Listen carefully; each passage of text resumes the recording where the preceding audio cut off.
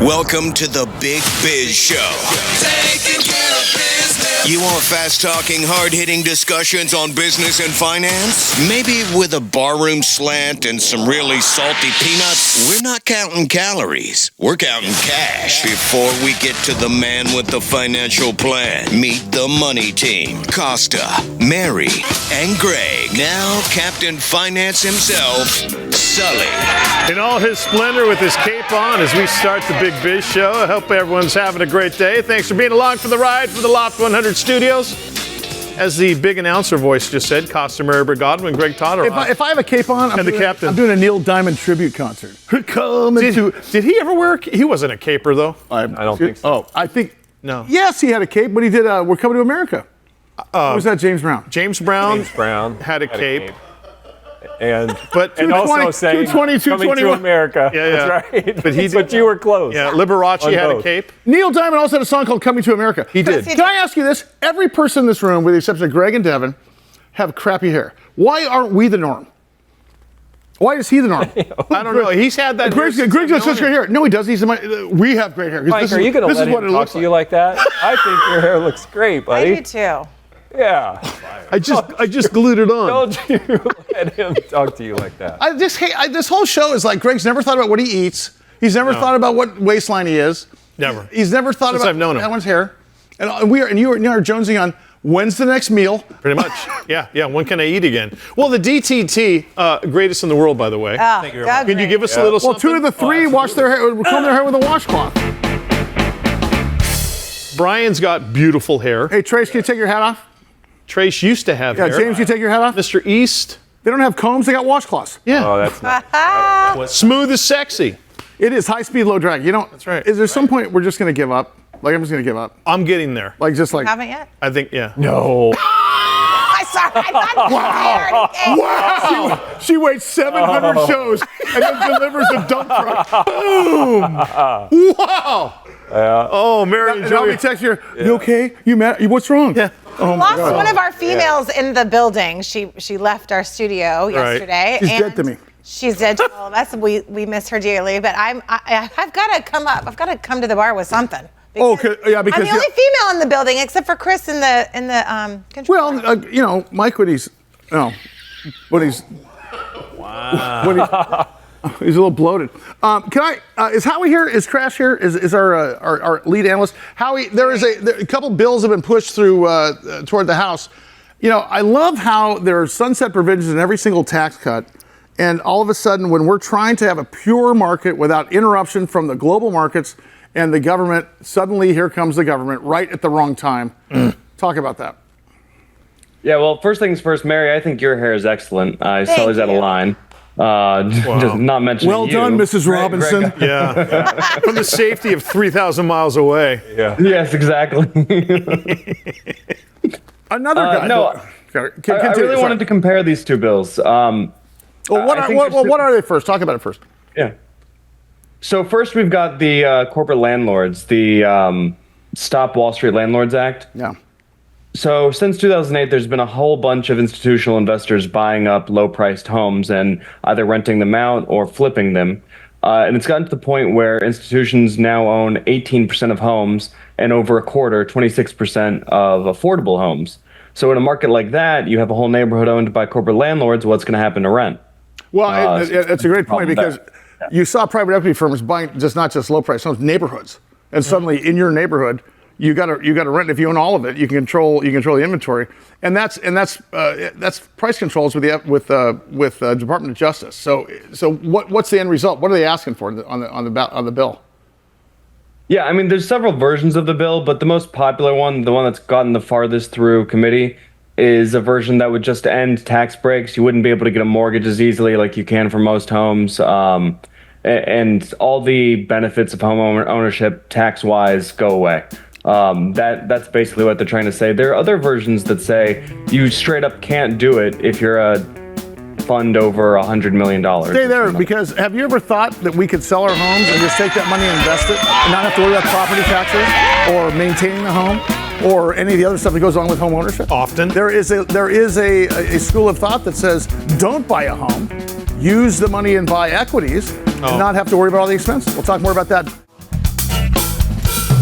It is once again time for the Sports Biz Minute. It's brought to you by PrizePicks, largest daily fantasy platform out there in the whole world. Sign up, PrizePicks.com. We're going to start off in baseball. The auction for the Shohei Ohtani baseball. It sealed the first 50-homer, 50-stolen-base season in Major League history. It ended Tuesday at Golden Auctions at a listed price of $3.6 million.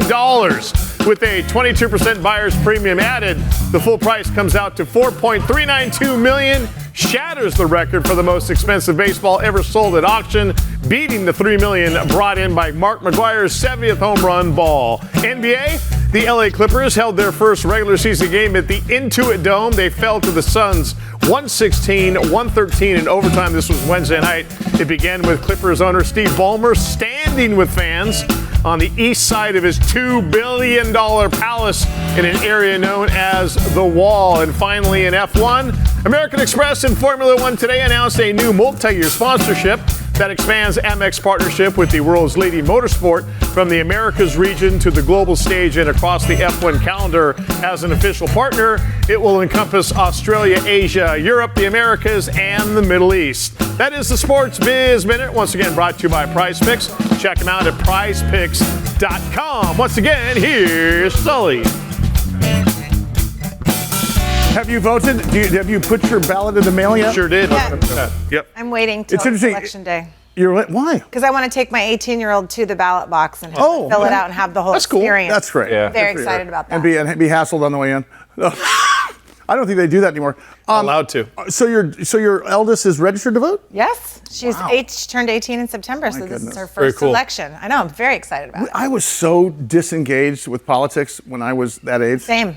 Versus people in the 60s. all in. And I think it's so interesting. I talked to my daughters last night. I go, you guys are voting? Because I remember when I was that age, I didn't even think about it. Yeah. I didn't know. What's interesting is what Howie's talking about with respect to these bills that these landlord bills are even in many cities in the U.S. Here in San Diego County, we have a rent control that lets the government control how much money that you're going to be able to collect, even though you put all the risk in. Exactly. Now, Howie, there's a balance here, correct? I mean, there's some pros and cons, and I think you have to look who's sponsoring the bill and follow the money, right? No, that's exactly right. I mean, if you were a home owner and you wanted to move or move to a larger house or downsize because you were retiring, then it's been great to have these institutions come in and offer premium prices. So, for liquidity in the housing market, it's definitely been a boon. But I think we have to look at the other end and just say, hey, are we going to manipulate the market too much by having non-homeowners owning homes? Well, so what is the logic in taking away real estate tax breaks? I mean, every tax write-off it has a sunset provision, even mortgages and charity. But what are we trying to? Typically, bills are trying to get one group to do something. In other words, are they trying to get rents down? Are they trying to get people to own less of these houses? I mean, what's the end game here? Yeah, so instead of a outright ban, which is a higher legal hurdle and might be put through the courts for years and years and years, they're trying to take away some of the benefits and incentives and incentivize this behavior. So this is textbook antitrust. It's exactly what the phone companies. Remember when there was one phone company? Yes. We're going to charge you what we want to charge you. Well, today it's $1 a call. Yesterday it was 95 cents. This is exactly this because these companies that have more money than the U.S. government can buy up everything that's on the market at market value, and suddenly who's controlling the rents? So I know that I like less government, but I can't see I can see the logic here if that's actually what's happening, Howie.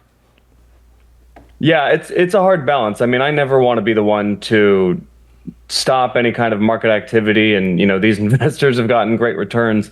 I do think there's a little something to, hey, no, we can't buy the home and leave it. This happens in New York a lot. People will buy New York property and leave it empty and not even lease it because the lease is risky and the land is going to hold its value. So it's just about appreciation at that point. That's right. Yeah, you could invest in these companies. You can invest in these REITs. Like those companies that are buying those real estate. Right. You could buy a piece of them. How do you guys feel about congressmen and senators being able to buy stock? Absolutely against it, 1,000%. You mean the lobbies that are putting money into their campaigns and you're buying their stock? Well, you look at it when they're elected, how much their net worth is, and then 10 years down the road, they're all worth 15, 20, 25 times. It's not all coming from speaking fees. There's the Stock Act, Howie. Talk about the Stock Act.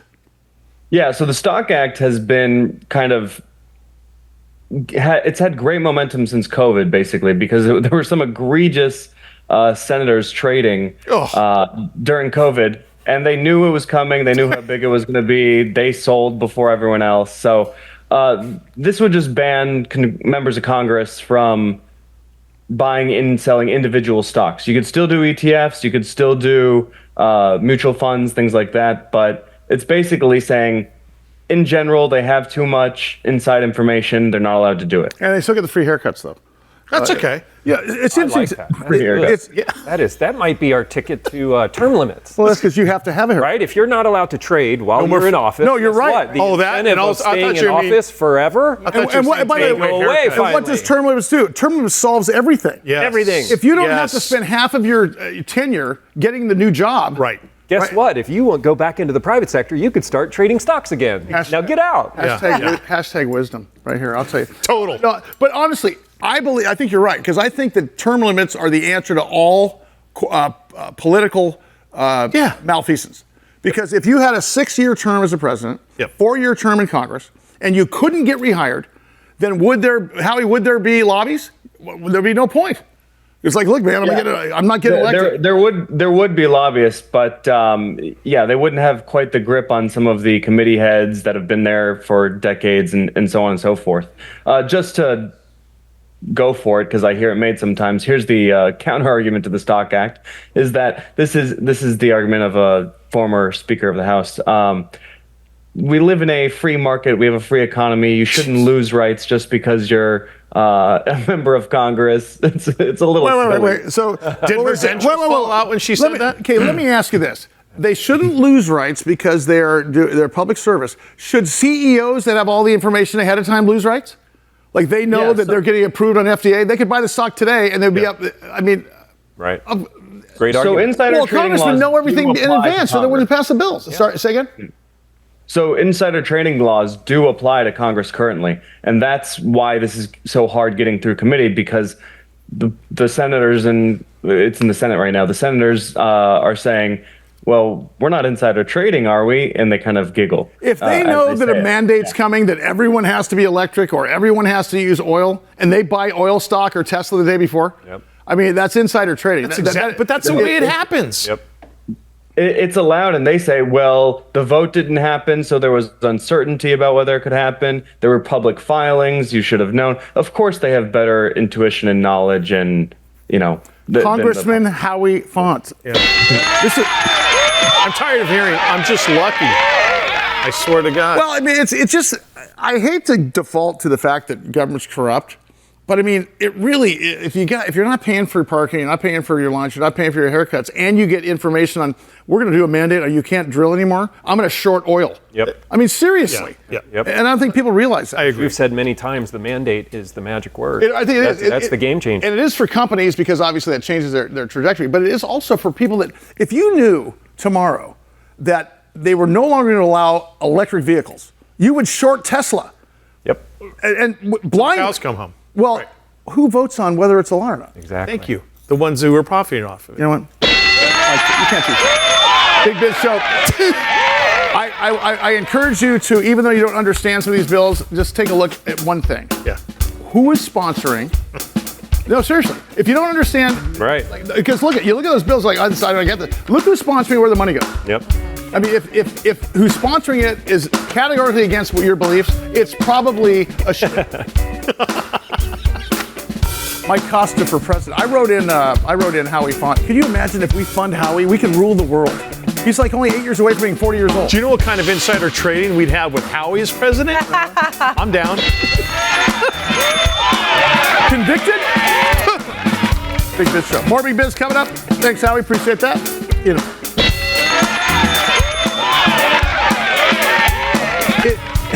The sad part is that bill will never pass. Never. Yet they'll throw Martha.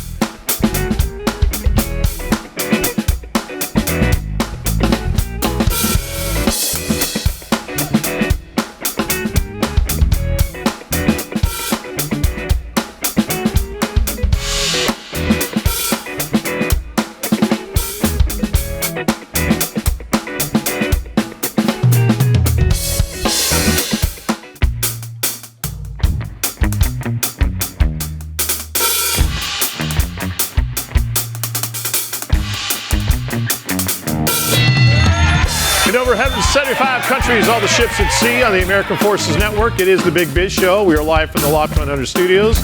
As always, thank you to the men and women of the United States Armed Forces, Costa, Maribel Godwin, Greg Todorov, and Sully. Hey, Greg. Wait, sorry. Oh, there you go.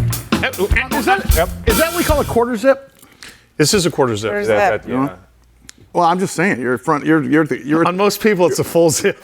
On me, it's the eighth of the zip. Did you have that installed after you bought the shirt? As far as it goes. No, I keep seeing that. With those, those catalogs are. Oh yeah. They're welcome to their watches. This is Viori's finest. Is that the look? Is that the? Yeah. What is the look, Mike? Pop the collar is too. the look supposed to be about that? Or Yeah, is it keep it right about here. right about there. Look at those handsome man who dresses perfectly every time. Goes, hey, is that the look? Oh, don't mind me. I've just got. There. Or if you have an emblem on the T-shirt underneath, It would be like so I stretched do. out you couldn't see it. Pretty much. So that's why I just kind of right up to the microphone. Is there? Do you have a look? I slovenly, disheveled, hopeless. Pretty much of the three I always go for. Do you ever see our commercials for Thanksgiving Thanksgiving dinner pants? Oh yeah. We need to recut. Do you remember that commercial? I do. We need to recut that commercial. Okay. We bought like a size 80 Lululemons, and we somehow put boxes of stovetop stuffing as the decoration, and then we rolled the waist down and flipped it back up because that's where that's where the excess food Sure, goes. Yeah. exactly. And it's like, hey, don't worry about Thanksgiving dinner. Put on your Thanksgiving dinner pants. It's coming up. God, don't say that, please. It's almost November. Don't say It's that. happening. Please. We're not even at Halloween yet. God, you guys are rampant. You guys are tap dancing. I thought it was a good joke. Screw you guys. No, it Todd Rampe, Wealth Builders Institute. Have you? No, I saw what you're doing. Okay. Hey, so I talked to Todd the other day, and he hung up on me. But How dare he?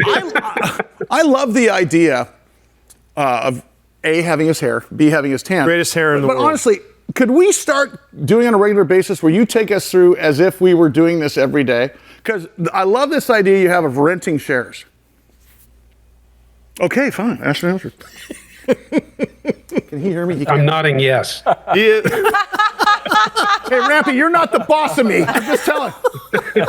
God, isn't it interesting? If the art of apathy works, I want him more now. He's like, are you there? That's right. But seriously, it's about renting shares, and people that have $10,000 versus $100,000 could be in the stock market and doing round trips every day, correct? Every day, several times a day, 3 to 5 times a day, easy. What is step one? If you were to talk to Mike, who has almost little experience in investing, but is interested in investing, how do you take someone through that gate and take the first step?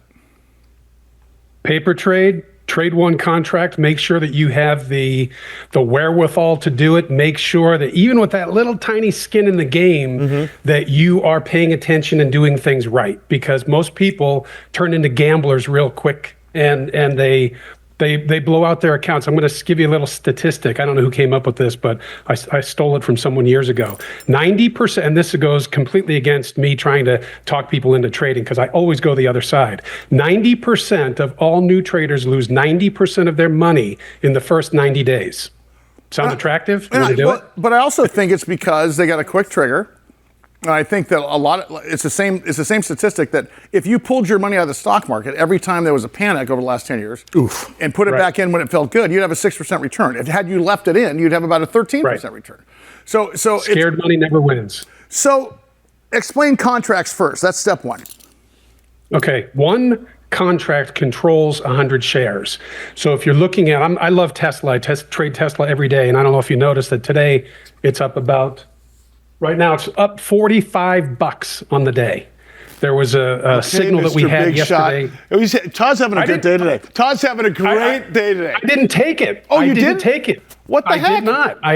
I cannot lie. I did not take it. I saw the pattern set up, and I'm like, I got to, whatever. But Todd, to that point, if you're using technical analysis, you're right more than you're wrong. And you can't predict. You've got to sort of, the trend is your friend, right? You can't time those events. I think that's an important lesson here, correct?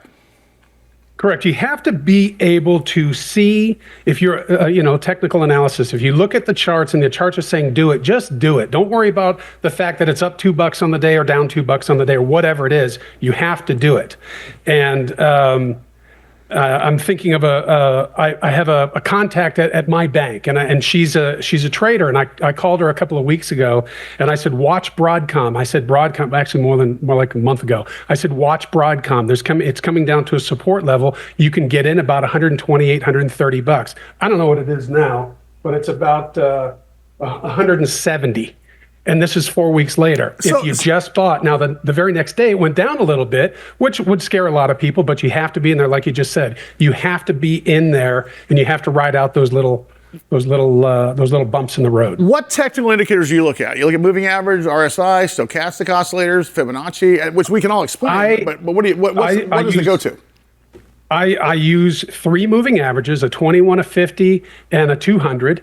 You can get those off the shelf on any charting platform. Stock Charts. I have a couple of indicators that I have tweaked, and you have to be careful when you say proprietary. At least I do, because you can take a MACD, for example, and change the 3 settings to a 592 and call it your own. And what that means, folks, is when he says MACD, that's moving average convergence divergence. And what it does is it tells you a short-term moving average and a long-term moving average. Now, my moving average is also a 20 and 50.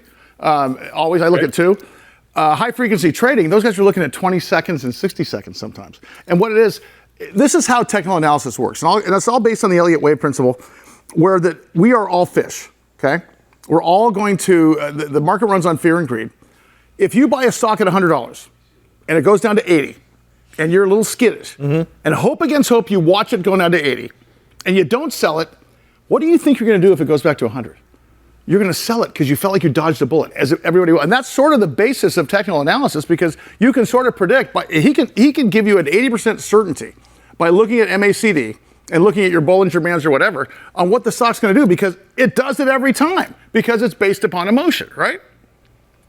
Yes, the smart money, the professional traders, their sole function is to pick the pocket of the person sitting at home trying to make money, from a bedroom in their house. Yeah. And they are masters at doing that, of course. And they move the market during the day, maybe $1, $1.50, each direction, because if they move it too far, too fast, they'll scare everybody. Everybody sits on the sidelines and they make no money. It's interesting. So that's a great example of nobody's in the business of buying stock. We're all in the business of selling stock at the end of the day, right? When you do your trades, Todd, through Wealth Builders Institute, do you just give the folks the trades for the day and you do the technical, or do they have to do some homework?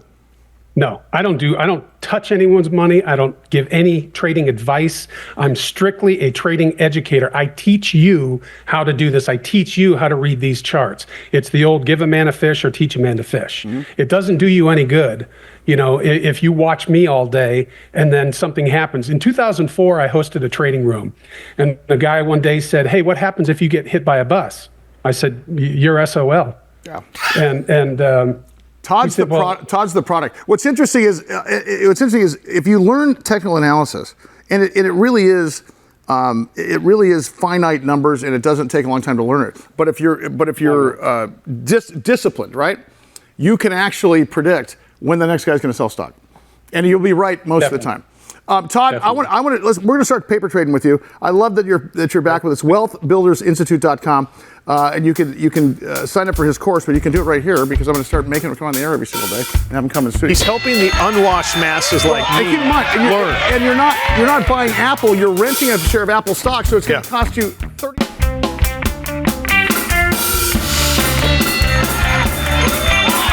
In the Loft 100 studios, the Big Biz Show continues on another beautiful day, sunny Southern California. Hope everybody is having a great day. We certainly are, wherever you're watching and wherever you're listening. We appreciate you being along for the ride. Costa, Maribert Godwin, Greg Todorov, our executive producer, also known as the silent assassin, and of course Sully. He is a sniper. Sniper. Greg, me and Greg have been together for many years. Oh, you guys just keep playing. That's what I knew him before he was Captain Finance. Yeah. Ooh, that's how far you go back? Yeah. Holy moly. Sully. When Greg and I walked in the room together, there was 2 alpha males, and Greg did this. I was like, he didn't give me the time of day. And now, you know what? Yep. He still doesn't. So great stuff. When you walked in today and you said, "Is it bad if my whole left side's numb?" Yeah. Are you concerned about your heart? Always. Like, I am always concerned about my heart. Not that it drives every thought during the day, but anytime there's an ache, or I'm always kind of like, yeah. Are you ever think about? You don't think about that. No. I have one little think- how about you pain just in think my about arm, and I'm like, it's my left arm. here we go. My God. Here's the big one. Greg just thinks about his 31-inch waist. He doesn't think. He doesn't. No, it's Do you guys ever? It's interesting because every time there's a tingle, and if you go to WebMD, it's either Parkinson's or it's Alzheimer's or the other one, Lou Gehrig's. Yep. Andrew Simpson is the CEO of HeartSciences. Their ticker symbol is HCS. HSCS. This is interesting because there is a diagnostic gap in cardiac care, and it's interesting because we've talked about this before, but we're talking about early detection of heart disease. Could there be a better news for Mike as he's dipping his Funyuns into mayo? And maybe it's too late. Andrew, thanks for coming back, man. Good to see you. Thanks, Sully. Good to be here. Can you talk to us? Is early diagnostics is that the 5G of the medical world? Like they say it's going to be there, but it's really not there. Or could it be a reality? It's very much becoming a reality. So basically making the ECG do a lot more using artificial intelligence so it becomes a way more valuable tool is now absolutely categorically scientifically proven that can work. The FDA has already now put in place a new pathway for this, so the FDA recognized it. The American Medical Association have put in place reimbursement codes. So this is beginning to come down the pike. This is absolutely about to be used in mainstream care. Andrew, we're talking about a device here, correct? Well, we're actually aiming to do both a device and a software-based solution, which means you could apply these algorithms to any ECG that exists around the world, as well as having our own device, which is perfect for kind of frontline primary care physicians who don't want a complex IT architecture. So, Andrew, give us an example of a standard patient and what that patient experience would be, and what we're offering them versus what we have now. Okay, so it's an ECG. So if anybody's had an ECG, also known as an EKG in the US, where you put electrodes on a patient's chest, it's exactly the same. In fact, it is that test. So, 10, 20 seconds, electrode patches. But the challenge with a conventional ECG is it misses most forms of heart disease because it only picks up heart disease very, very late in the process. You want to be treated early, not late. Whereas applying machine learning to the ECG electrical signal, you can now make it see a lot more forms of disease and a lot earlier. And if I'm not mistaken, congestive heart failure, which is the worst part, you have just a few minutes, and if you don't detect that early, you're done. Heart attack is another story, but isn't it about detection of heart attack early? Because, as you said, ECG, that's real time. You're in it's recording data of what's happening right now, correct?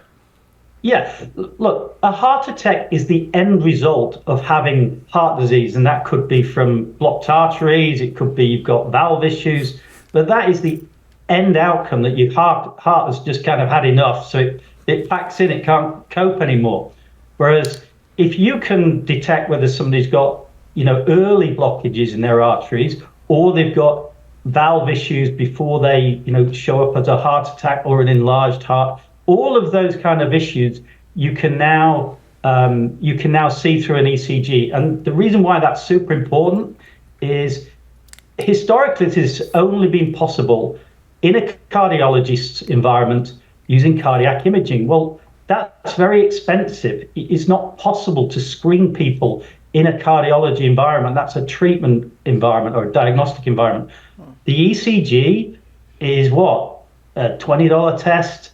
It takes 5 minutes to perform. You can do it in a frontline healthcare environment. So making that a way more valuable test means you can screen people. Andrew Simpson, the CEO of HeartSciences, their ticker symbol is HSCS. Andrew, for a guy like me, where gravy is considered a food group or blood type, or blood type, does what you're working with, does that take the place, or does it augment somebody who would go into a doctor's office, like, and get a stress test done just to see where they are as far as heart health is concerned? Yeah, like much like I wear a blood glucose monitor only because I don't have diabetes, but I do it because it keeps me from eating something bad, because I know if I eat it bad, it's going to spike. So I just don't, it's gamification. It's sort of, is that the type of thing we're talking about here? It's almost, it allows you to change your behavior ahead of time, or is it just simply diagnostic metrics that are being gathered?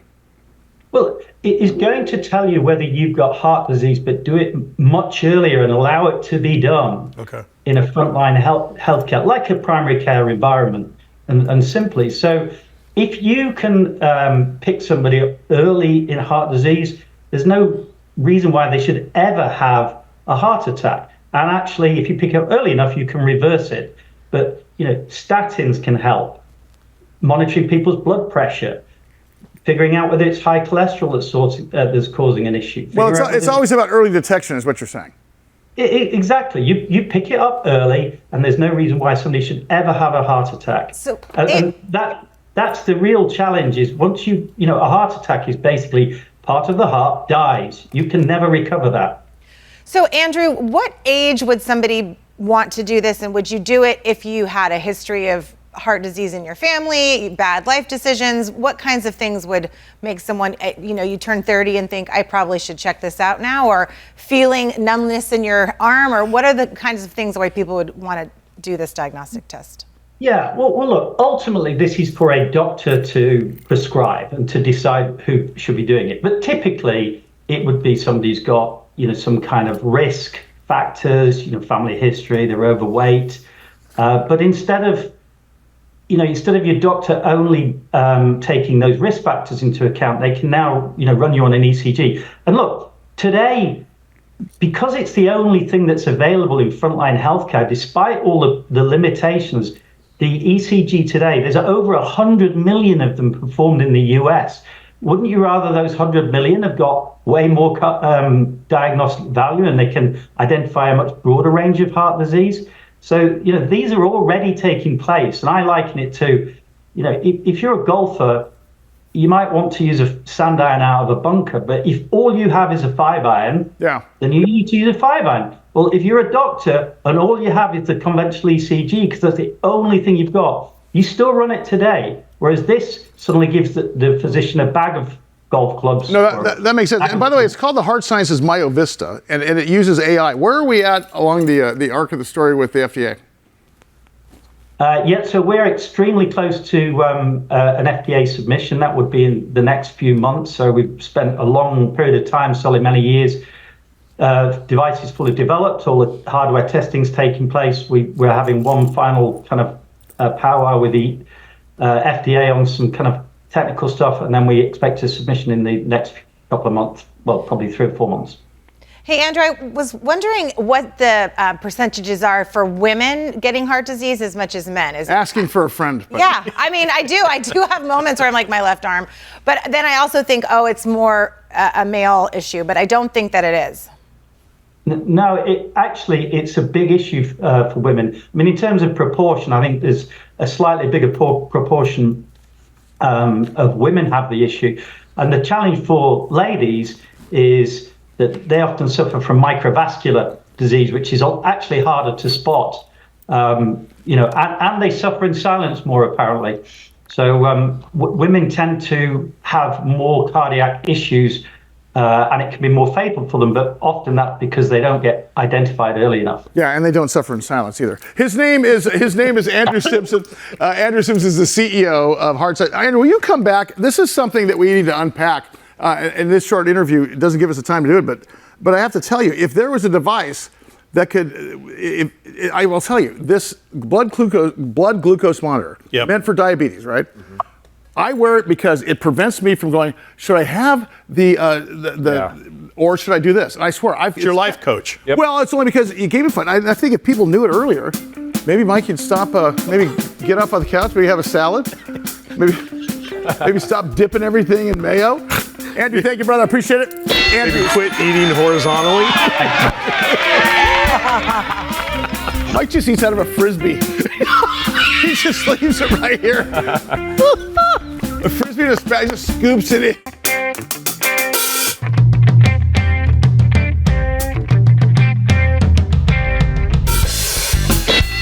Big Biz Show rolls on from the Loft 100 studios. Sunny Southern California.